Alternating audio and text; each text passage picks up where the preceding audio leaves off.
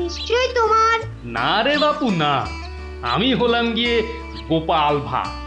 এ বুদ্ধি আমার আসে নাকি বল? হ্যাঁ, তাহলে রাজামশাইয়ের বুদ্ধি? হুম, রাজা মশাইয়েরও না। তাহলে তাহলে কার বুদ্ধি? এই হলো আমাদের রাজবৈদ্য মহাশয়ের, বুঝলি? কত বড় কবিরাজ তিনি, তার চিকিৎসার গুণে মৃত্যুও হেরে যায়। হুম, ভাগ্যিস ওর মতো লোককে ঠিক মতো রাজবৈদ্য নির্বাচন করা হয়েছিল। এলেবেলে লোক তো আর কম আসেনি। কি করে নির্বাচন করা হলো গোপাল দাদু? সে এক ব্যাপার, বুঝলি? মস্ত ব্যাপার, শুনি নাকি? শুরু করো গোপাল দাদু। শোন তাহলে। সে বছর খুব গরম পড়েছিল, প্রাণ একেবারে হাই ঢাই যাকে বলে। ঘরে ঘরে অসুখ। এই সময়ে রাজামশাইয়ের চিকিৎসালয়ের যে বড় কবিরাজ, তিনি চলে গেলেন কাশীতে। যা বাবা, সে তো মহা বিপদের কথা, ভাববার কথা। সে আর বলতে, সবচেয়ে ভাবনা হলো রাজামশাইয়ের। প্রজাদের শরীরের কথা ভেবে ভেবে রাজামশাইয়ের ঘুম নেই একেবারে। রাজসভায় পাইচারি করে বেড়াচ্ছেন, সভা পণ্ড। হুম হুম না, ধুৎ, ধুৎ।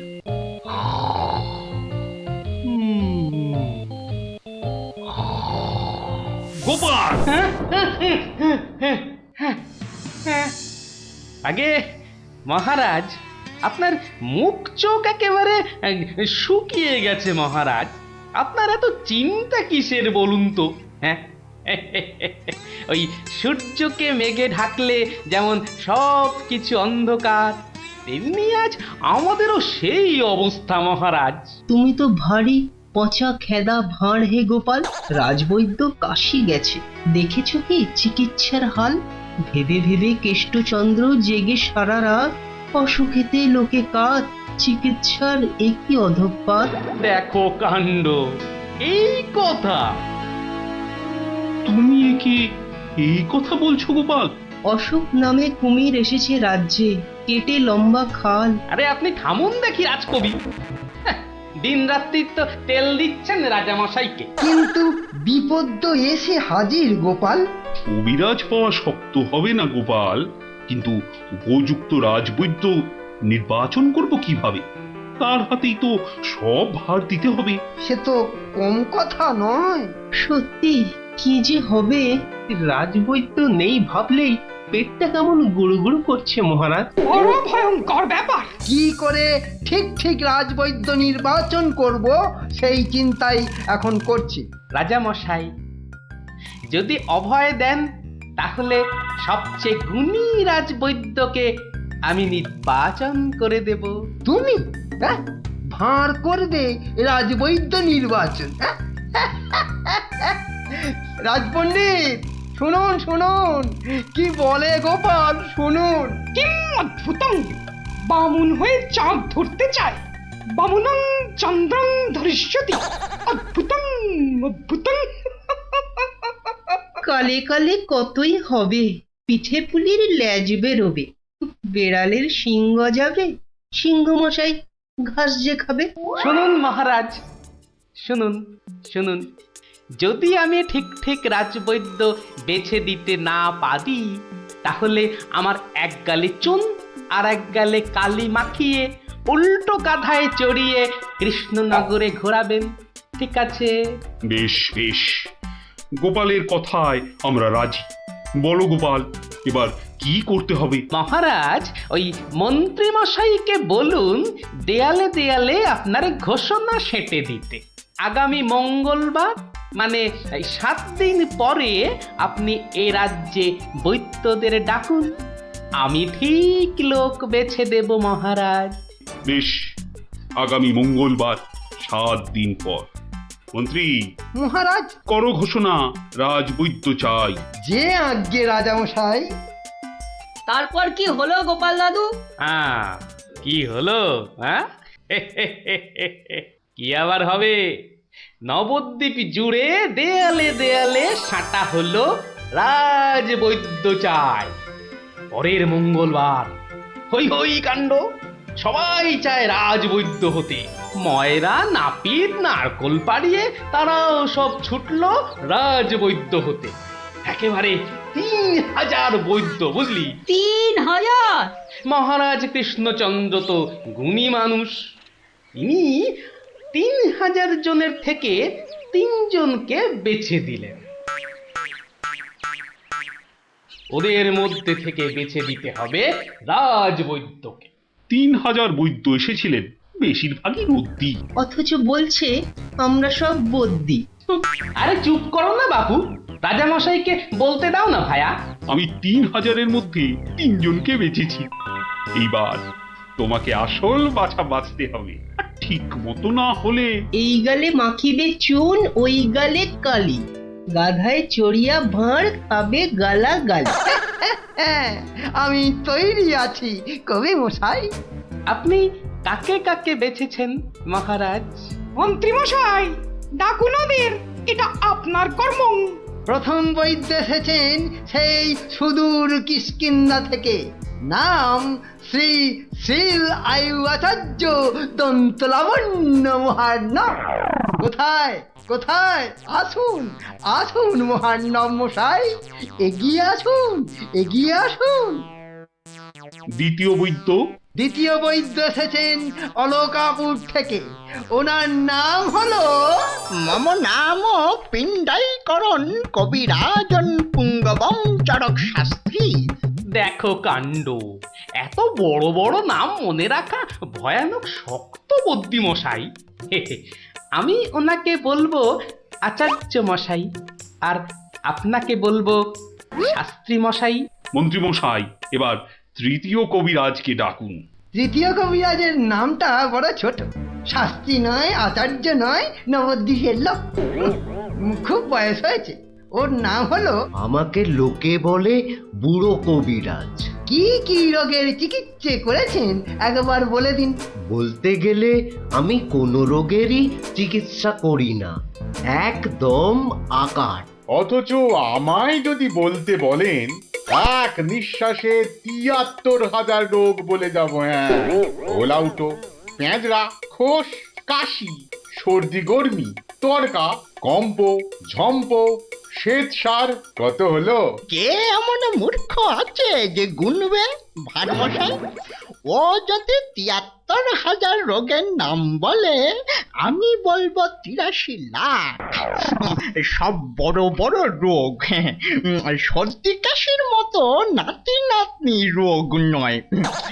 শুনুন তাহলে, যক্ষা, রক্তাম্বু, অস্থিবাস, বেগুন চোরা, দাপট কাঁটা, পেয়াটকা, মরা মাছ, হাঁস পোকা। থামো থামো থামো, ও এ তো কানের পোকা, নাড়িয়ে ছেড়ে দেবে। শুধু কানে কেন মহারাজ, কানে, বগলে, নখে, সর্বত্রই পোকা নড়বে, তবে আমার নাম শাস্ত্রী। গোপাল, আর বিলম্ব করলে দেশত্যাগী হব বলে দিলাম। বেশ বেশ মহারাজ, আমি শুরু করি। আচার্য মশাই। আচার্য মশাই, এগিয়ে আসুন এগিয়ে আসুন। না না না না, আসতে হবে না, আসতে হবে না। বলছিলাম কি, ওই কৃষ্ণনগরের দেওয়ালে দেওয়ালে লেখা হলো রাজবৈদ্য চাই। আপনি বিদেশের লোক, কি করে খবর পেলেন? সে যেতেই পারে গোপাল, মহারাজ কৃষ্ণচন্দ্রের রাজবৈদ্য বলে কথা, কম ব্যাপার নয়, বুঝেছো? বুঝেছি, সে যাকে। কবিরাজ মশাইগণ, সভাসদগণ, আপনারা সবাই জানেন আমাদের শাস্ত্রে একটা কথা আছে, শতং মারি ভবেত বৈদ্য। যে কবিরাজ যত বেশি মারতে পারবে সে তত বড় বৈদ্য। নিন আচার্য মশাই, আপনি বলুন কজন মরেছে এ পর্যন্ত? কি করে হুট করে বলি? বলুন বলুন, ওই দু চারটে কম বেশি হলে সেটা কিছু হবে না। তা ধরেন মোট রোগী দেখেছি ৩,৮০৬ জন গতকাল পর্যন্ত। হাততালি হাততালি হাততালি। এবারে বলুন আচার্য মশাই, তাদের মধ্যে মেরেছেন কজনকে? মানে কজন মরেছে আর কি। একেবারে ২৫০০। যমরাজের ঘরে পাঠিয়ে আমি কবিরাজ। আরে দূর দূর, নাবালক দুগ্ধপোষ্য ২৫০০ মেরেই একেবারে হনুমানের মতো লাফাচ্ছে দেখো। হ্যাঁ, এ কবিরাজি না করে রাজসভায় নাচুক মহারাজ। হ্যাঁ, এর রোজই ২.৫ পো আদা নিম পাতার সঙ্গে বেটে খাওয়া উচিত। আপনি কতজন রোগী দেখেছেন শাস্ত্রী মশাই? ১৫০০ হবে, কি বলো? আমি দেখেছি ১৮,৭৭১ জন, মরেছে ১৮,৩০০। লোকে আমার দেশে আমার ছবি রেখে চরণামৃত খায়, বুঝেছেন?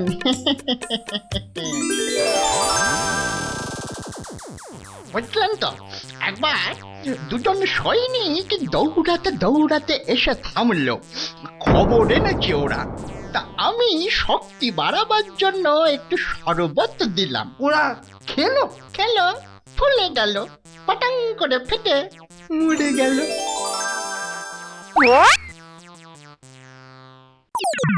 এ কি, আপনি কোথায় যাচ্ছেন? আরে পাকড়ো পাকড়ো। আপনি কোথায় পালাচ্ছেন দাদু মশাই? আমাকে ছেড়ে দিন মশাই, আমি এদের মতো অত গুণী নই। সে কি, রোগী দেখেননি আপনি? দেখেছি মশাই, কিন্তু বড় কম। কেন কম কেন? আমি যে রোগ হতেই দিই না। আমার গুরু আমায় শিখিয়েছেন, রোগের কারণগুলো নষ্ট করে দিলে রোগই হবে না। আমি যে তাই করি। কত রোগী এতদিন দেখেছেন কবিরাজ মশাই? সারা জীবনে আমি দেখেছি ১০০০ খানেক রোগী, আর মরেছে মাত্র ৩০ জন। তাতেই আমার লজ্জা করে। তাই বলছিলাম আমায় ছেড়ে দিন। আমি এদের মতো এত বড় কবিরাজ নই। আমি বড় তুচ্ছ। এখানে এসে খুব ভুল করেছি। কিন্তু কবিরাজ মশাই, এখানে না এলে আপনি আরো ভুল করতেন যে। কারণ মহারাজ কৃষ্ণচন্দ্র আপনার মতন রাজবৈদ্যকেই খুঁজছেন। যে কবিরাজ রোগের কারণগুলো নষ্ট করে দেন, তিনিই যে শ্রেষ্ঠ। যে কবিরাজ রোগীর মৃত্যু হলে দুঃখ পায়, লজ্জা পায়, তিনিই তো শ্রেষ্ঠ। মহারাজ, এই আমার শ্রেষ্ঠ কবিরাজ। নির্বাচন শেষ মহারাজ। সাবাস গোপাল, সাবাস। তোমার রাজবৈদ্য নির্বাচন এই দেশের সর্বশ্রেষ্ঠ শিক্ষা। তুমি শুধু হাসির রাজা গোপাল ভাঁড় নও, তুমি এই বাংলার অলংকার। সত্যি গোপাল দাদু ঠিক বলেছিলেন রাজবৈদ্য। রোগের চিকিৎসার চেয়ে বড় হলো রোগ হতে না দেওয়া। তাই সামান্য রোগ হলে চিকিৎসালয়ে আসতে বলে ঢেড়াদার ঘুরে বেড়াচ্ছে। এমন রাজবৈদ্যকে তুমি বলেই নির্বাচন করতে পেরেছো। রাজা মশাই ঠিকই বলেছেন, তুমি শুধু হাসির রাজা নও, তুমি জ্ঞানের রাজা গোপাল ভাঁড়। শোনো শোনো শোনো, নবদ্বীপের বুড়ো বুড়ি ছোঁড়াছুড়ি ভালো করে শোনো। মহারাজ কৃষ্ণচন্দ্র আদেশ করেছেন, গায়ে গঞ্জে কারোর অসুখ বিসুখ করলে সঙ্গে সঙ্গে ওনার তৈরি চিকিৎসালয় নিয়ে যেতে হবে। দেরি করলে বিপদ হবে। ও ঘোচক মশাই, আমরা সব পাড়ায় পাড়ায় পা খেয়ে বেড়াই, আমরাই তো সবাইকে বলবো। শোনো শোনো শোনো, নবদ্বীপের বুড়ো বুড়ি ছোঁড়াছুড়ি ভালো করে শোনো। সত্যি ভাই, আমাদের মহারাজের সব দিকে নজর। কত বড় রাজা, তবু একেবারে মাটির মানুষ। সত্যি পুটি, কত বড় রাজা কিন্তু কাউকে ভয় দেখায় না। শুনলাম নদিয়ার রেঁদাচোর ধরা পড়ার পর থেকে ওকে খালি কাতুকুতু দেওয়া হয়েছিল। লোকটা হাসতে হাসতে দম বন্ধ হওয়ার জো। আর আমাদের নেড়িমুদিকে ওজন কম দেবার জন্য কি শাস্তি দিল ভাবো? কি শাস্তি গো চিমটি? হুম 57টা বড় বড় বাতাসা খাওয়ালো। নো জল নট কিচ্ছু। এসব তো আমাদের রাজা মশাইকেই মানায়, আসলে এসব গোপাল দাদুর বুদ্ধি। ঠিক বলেছিস। তা সে কি রে, সকাল বেলায় সবাই একেবারে বাড়িতে হাজির? হ্যাঁ, কি ব্যাপার ন্যাপলা? গোপাল দাদু আজ সকালেই রাজামশাই ঢেড়াদার ঢেড়া পিটিয়েছে। কারোর অসুখ করলে সময় নষ্ট না করে চিকিৎসালয়ে নিয়ে যেতে হবে। এই জন্য সপ্তদ্বীপে অত বাচ্চা কদিনে মরে গেল। কি দুঃখ। ওই ঢেড়া দেবার বুদ্ধি তার মাথায় এলো গোপাল। যেই জন দেখে তার ভাগ্যে ভাগ্য দেবী ভালো কথা লেখে। রাজা যেন গগন সূর্য, বৈকুণ্ঠ ঈশ্বর, তার সঙ্গে পাল্লা দিতে কে খায় ঠক্কর? হয়েছে রোজ রোজ এত তেল ঢাললে পিছলে পড়ে যাও যে। যাকে সবার কাজ শুরু হোক। মন্ত্রী, সবার কাজ শুরু করার আগে একটু জ্যোতিষ মশাইয়ের একটা কথা শুনে নিন রাজা মশাই। যা কলা, সভায় বসতে না বসতেই জ্যোতিষী মশাইয়ের কাছে কুস্তি পড়ার ভাল লাগে না। এমন কথা মুখে আনবেন না যজমান। নবদ্বীপের ভাগ্যাকাশে আজ দুর্যোগের ঘন ঘটা, তার শ্যামল প্রান্তরে রক্তের আলপনা। হ্যাঁ গেল যা, যাত্রা গাইতে হবে না। খোলাখুলি কথাটা বলুন তো, মানে ঝেড়ে কাশুন। মহারাজ, মুর্শিদাবাদ থেকে নবাব ল্যাংড়া হরকড়াকে দিয়ে পত্র পাঠিয়েছে। ওই ল্যাংড়া হরকড়াটাকে ডাকা করাও। মুর্শিদাবাদের নবাব সরকার থেকে পাঠানো ল্যাংড়া হরকড়া হাজির হো। হাজির। কে রে? নবাব সাহেবের চিঠি বয়ে এনেছি জনাব, আজই ফিরতে হবে। ওই চিঠিটা নিয়ে একটু পড়ে দাও না পণ্ডিত। উত্তম, দাও চিঠি দাও। শ্রী শ্রী নবদ্বীপ রাজ মহামহিম কৃষ্ণচন্দ্র রায় বরাবরেশু। আপনার সভায় তো জানি জ্ঞানী গুণীদের বসিয়ে বসিয়ে খাওয়ান। আমি কজন হিন্দু গণৎকারকে চাই, কাল সকালেই আমার সভায় যেন দেখতে পাওয়া যায়। পালকি পাঠালাম, ভবদীয় নবাব বর্দি আলী খাঁ।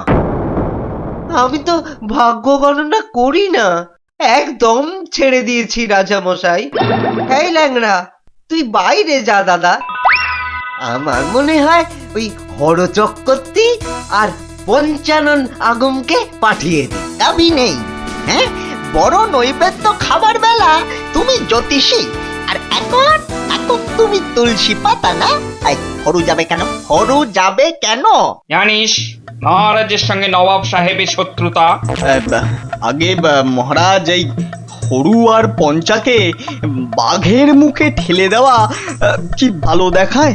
আমি বলি কি মশাই, জ্যোতিষ মশাই যান, কত লেখাপড়া, মা সরস্বতীর আঁচল চাপা পণ্ডিত। কি মুখ খুঁড়ে এই কৃষ্ণপক্ষে আমি যাব নবাবের কাছে?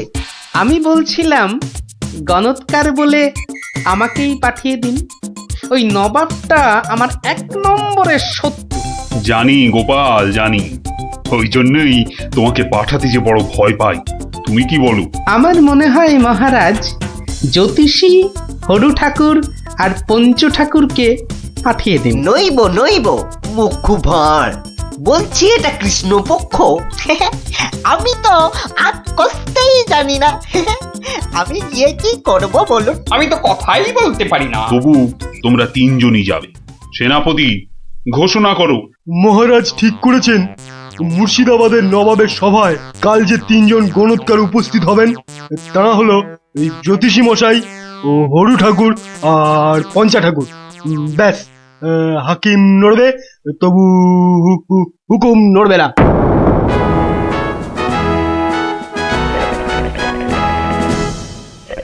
বন্দগি জাহাপনা, আপনি হলেন গিয়ে গরিবের যাকে বলে কিনা মা বাপ। জনাব, যা হুকুম করবেন তাই করে দেব। মহারাজ তাই বলেই পাঠিয়েছেন।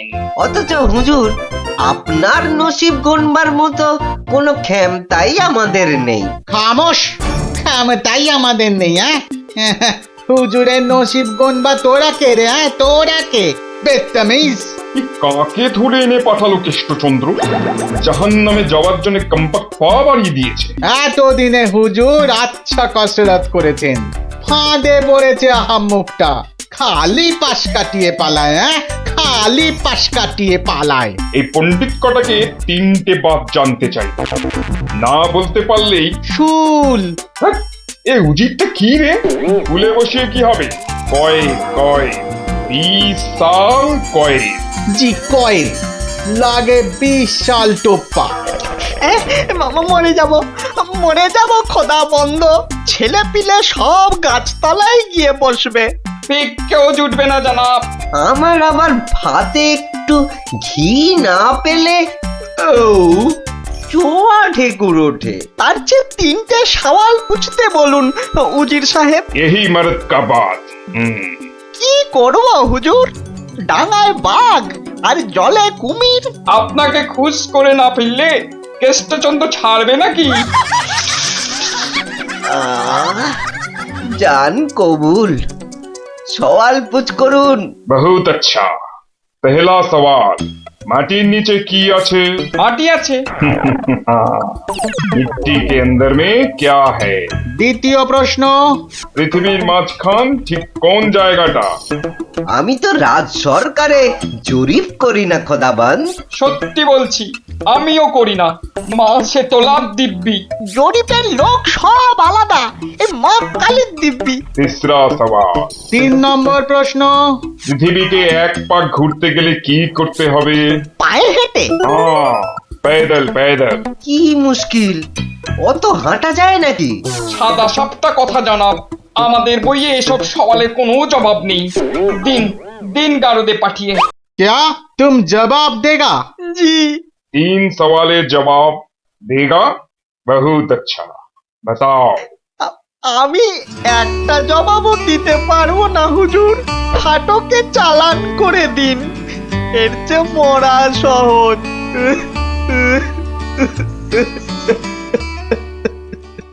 অসম্ভব, অসম্ভব। মন্ত্রী, এই যে মহারাজ, এই যে মহারাজ, বলি থাকো কোথায়?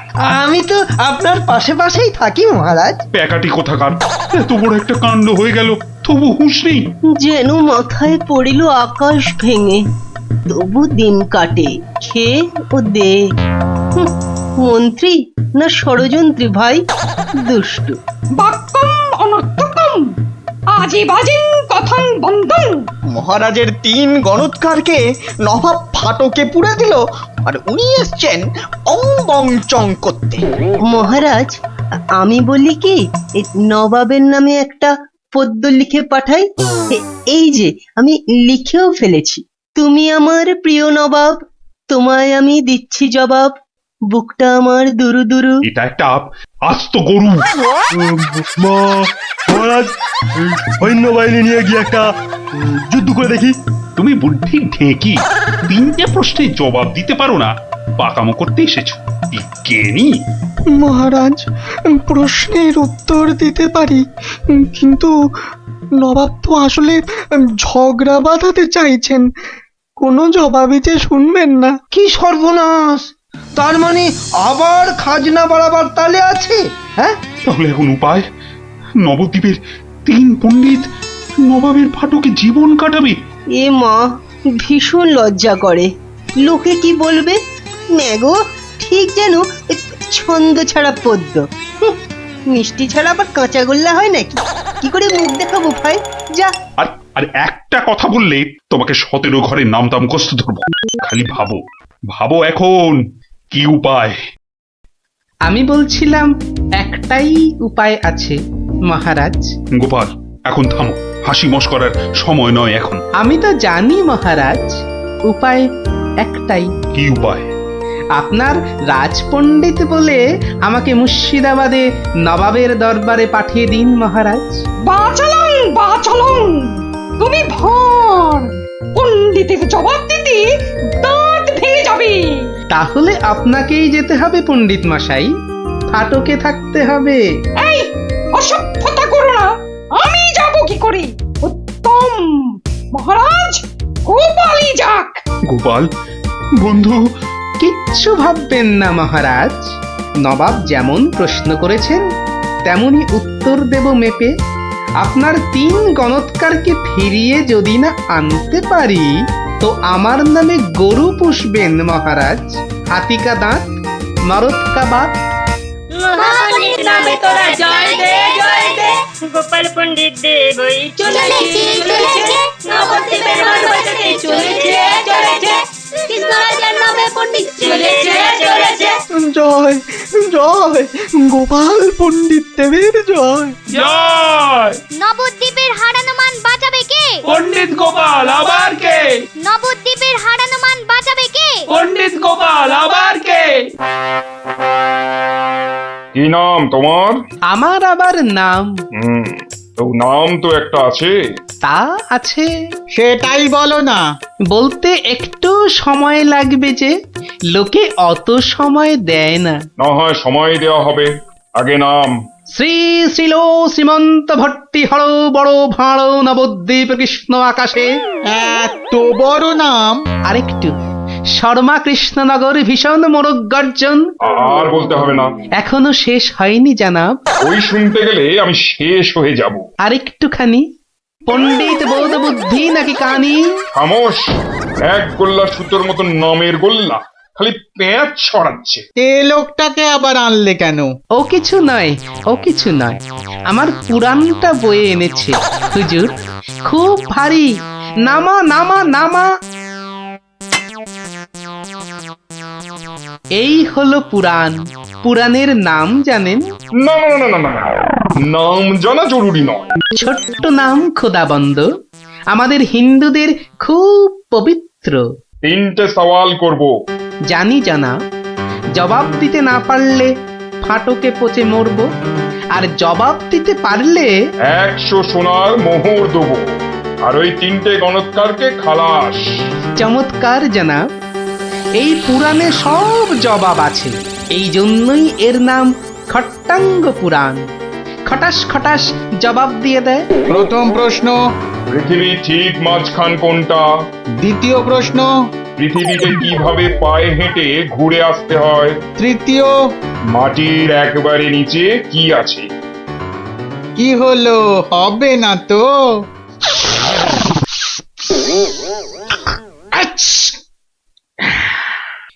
জানাব, একটু ওইখানে গিয়ে দাঁড়ান একবার। বাদিকে বাদিকে, আরে আরেকটু ডান পাশ সরে। এবার পিছিয়ে যান, পিছিয়ে। এবার এক পা এগিয়ে আসুন, আসুন আসুন। একেবারে পাক্কা হয়েছে, পাক্কা। ওই পৃথিবীর ঠিক মাঝখান। হ্যাঁ, একেবারে পাক্কা মাপ।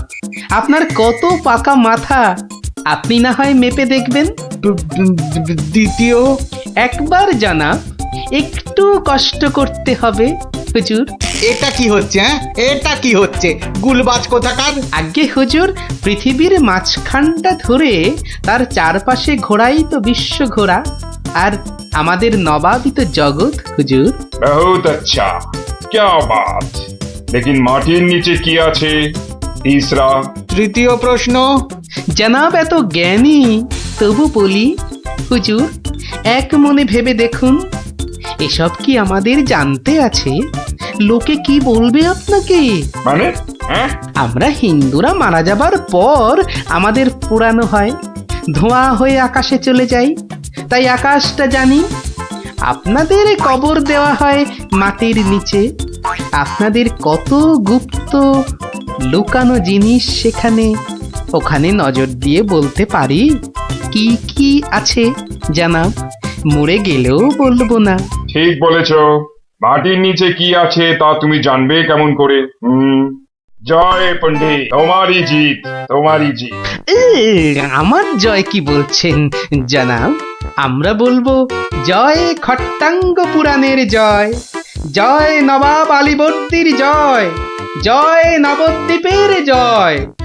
আমার প্রিয় সভাসদগণ, আজ আমি বড়ই আনন্দিত।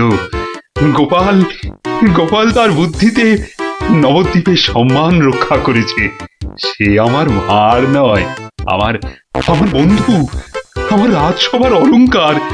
কিন্তু কিন্তু কি করে গোপাল সব প্রশ্নের উত্তর দিল মহারাজ? মহা আশ্চর্যের ব্যাপার। সত্যি, শুধু সওয়াল জবাব নয়, আমাদের 3 পণ্ডিতকে ফাটক থেকে মুক্ত করে আনলো কিভাবে? নিশ্চয়ই শাস্ত্রের পাতায় লেখা আছে। নামটা মনে পড়ছে না। কি গোপাল, মানে কোন শাস্ত্রে লেখা আছে? মহারাজ, এ এক অতি প্রাচীন পুরাণে লেখা আছে। এই হলো পুরাণ মহারাজ। বলেছিলাম পুঁথিতে লেখা আছে, পুরাণের নামটাই খালি মনে পড়ছে না। আমি বলছি পণ্ডিত মশাই, এ পুরাণ হলো খট্টাঙ্গ পুরাণ। খট খট খট খট খ- খটাঙ্গ পুরাণ। খট্টাঙ্গ পুরাণ মহারাজ। পুরাণটি দেখে চোখ সার্থক করুন। এ কি, এ পুরাণ কোথায়? এ তো ভাঙা কাঠের পায়া।